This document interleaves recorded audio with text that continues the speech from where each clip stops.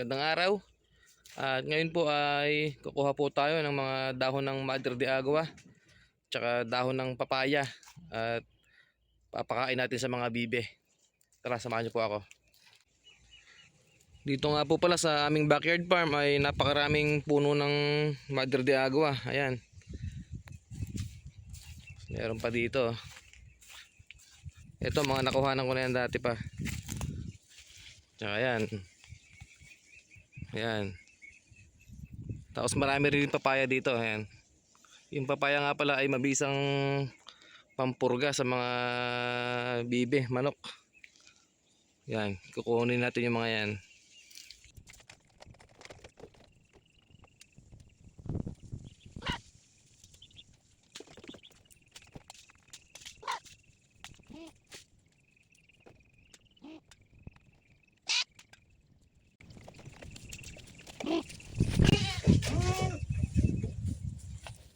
So ito na po yung dahon ng Madre de Agua tsaka dahon ng papaya. Ito yung papakain natin sa mga bibe. Ito na po yung nakuha nating dahon ng papaya at dahon ng Madre de Agua. Ayan. At para mas mabilis po nilang makain yan, ay pipinuhin po natin sila gamit itong vegetable cutter. Ayan, bali ganyan po ang gamit niya, no? Kapag napino na po natin sila, ay tsaka po natin ihalo sa darak o feeds.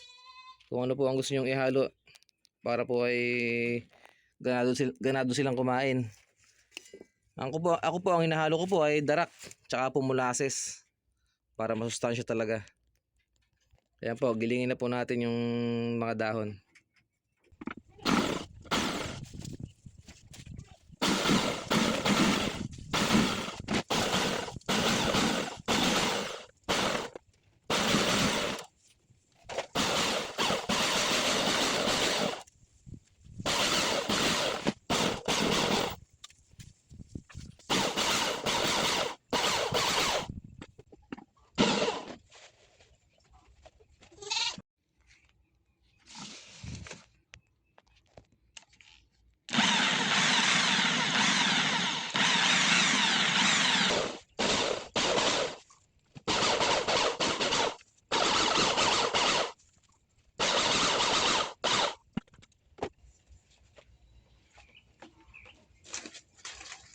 Pagkatapos nga po pala nating mapino yung mga dahon, ay ganito na po ang itsura nila.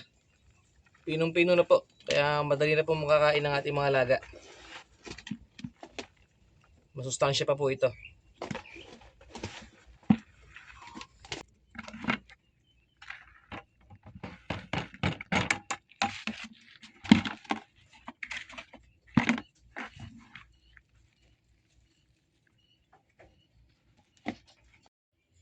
At ito na po, lalagyan na po natin ng darak yung ating mga napino na dahon ng Madre de Agua at saka papaya.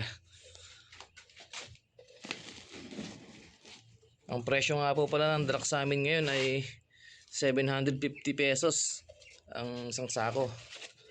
Ang isang sako po ay 50 kilos po ang inaabot.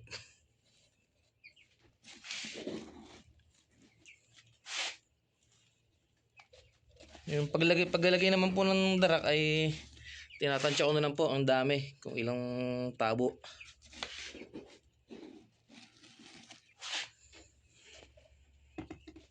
Okay na po yan. Pagkatapos po ay haluan natin ng molasses.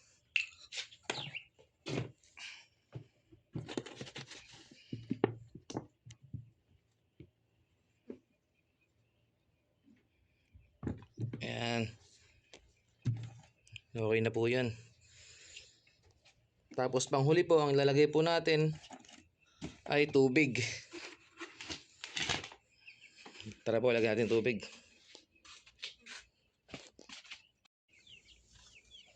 Ito po yung ating tubig. At lalagay na po natin.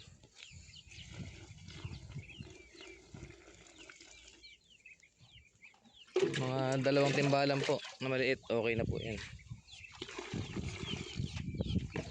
Tsaka po natin halu-haluin. Gutom na yung mga bibe.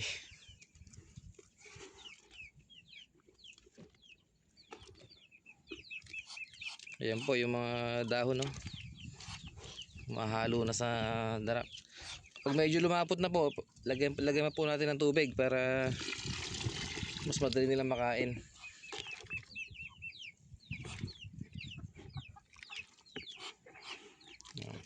Kapag sakto na po yung lapot, pwede na po natin ipakain yan sa ating mga alaga. Kaya na po sila, nag-aabang na po.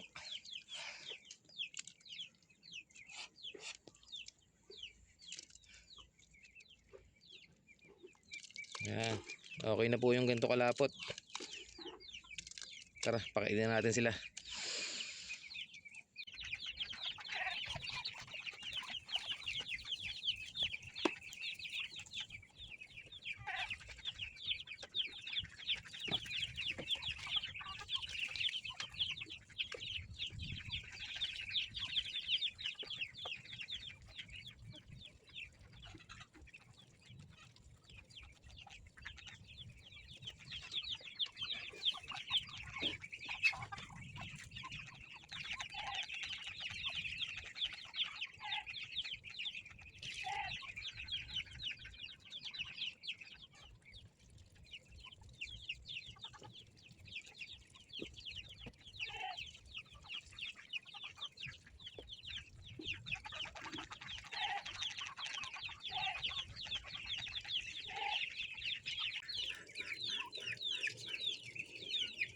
Ang next ko naman pong papakainin na yung mga nasa loob ng kulungan.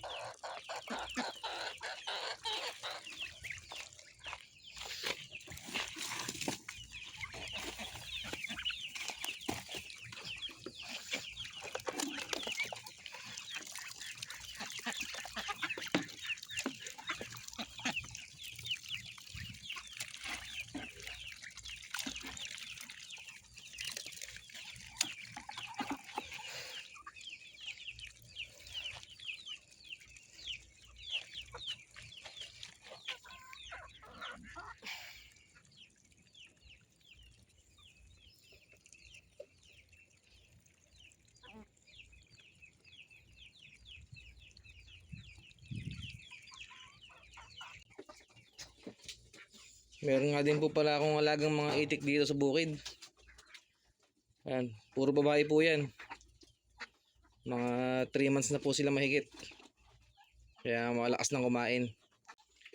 Kaya maganda rin po talaga na meron tayong hinahalo sa mga pagkain nila para makatipid po tayo. Kung puro darak o feeds po ang mapakainin natin sa kanila ay magastos po masyado.